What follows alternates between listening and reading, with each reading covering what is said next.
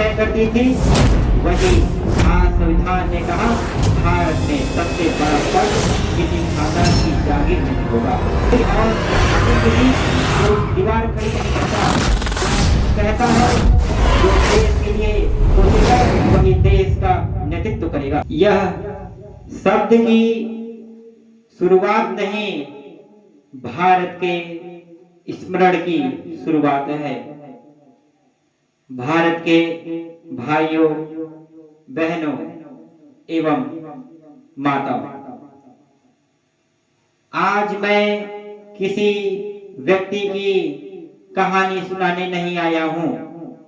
आज मैं भारत के संविधान की ताकत को शब्द देना चाहता हूं।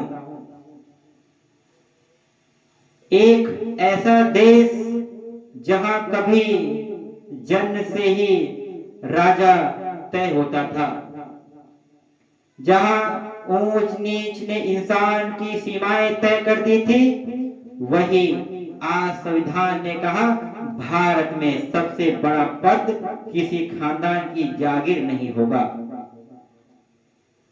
भाई और बहनों, यह संविधान वो ताकत है जिसने एक गरीब के बेटे से लेकर प्रधानमंत्री के पद तक हर भारतीय के लिए रास्ता खोला।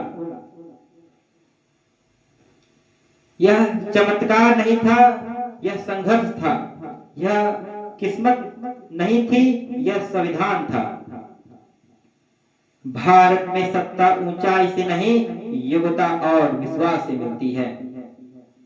भाई और बहनों, संविधान ने हमें सिर्फ अधिकार नहीं दिए, संविधान ने हमें सपने देखने को और सपने देखने की हिम्मत दी।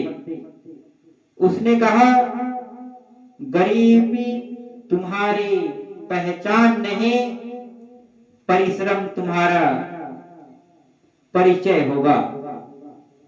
भाई और बहनों, आज जब हम कहते हैं एक गरीब भी प्रधानमंत्री बन सकता है, तो यह किसी व्यक्ति की प्रशंसा नहीं, यह संविधान के चरित्र की गवाही है। भाई और बहनों, यह वही संविधान है जो झोपड़ी और सिंहासन के बीच कोई दीवार खड़ी नहीं करता। यह कहता है जो देश के लिए सोचेगा वही देश का नेतृत्व करेगा। भाई और बहनों, संविधान की सबसे बड़ी ताकत यह नहीं कि हम शासन चलाता है, बल्कि यह कि वह सपनों को न्याय देता है। लेकिन यह ताकत अपने आप जिंदा नहीं रहती, इसे जिंदा रखते हैं जागरूक नागरिक, ईमानदार सोच और जिम्मेदार आचरण। आज इस संविधान को लेकर अगर संविधान को कमजोर किया गया तो सबसे पहले कमजोर होगा अवसर, और जब अवसर कमजोर होगा और जब अवसर मरता भी है तो लोकतंत्र से नाम मात्र रह जाता है।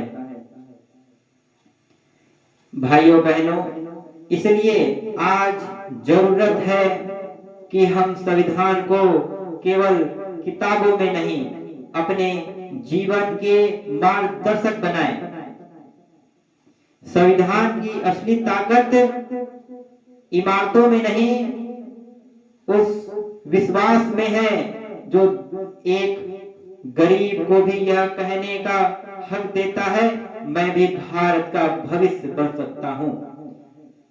इसी वाक्य के साथ मैं अपने वाणी को विराम देना चाहूंगा।